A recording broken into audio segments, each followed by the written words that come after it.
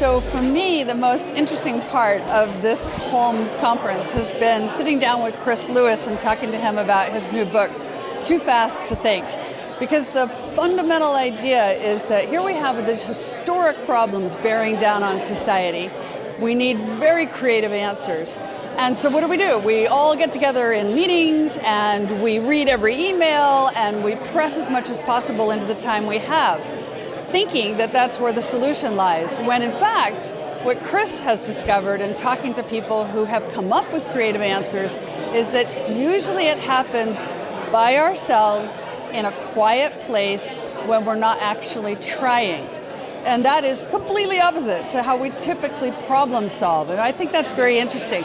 I also find it very fascinating because I worked in the White House where everybody is always operating at 110% of their bandwidth and having endless emergencies and basically tired, exhausted, needing sleep all the time.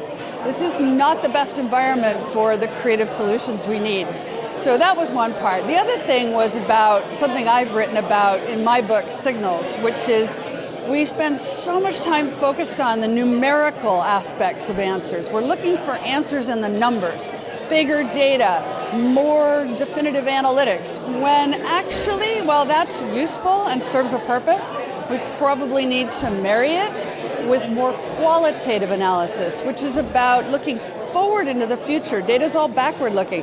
And when you look forward, you have to come up with what is the story? What is the narrative? What's the zeitgeist?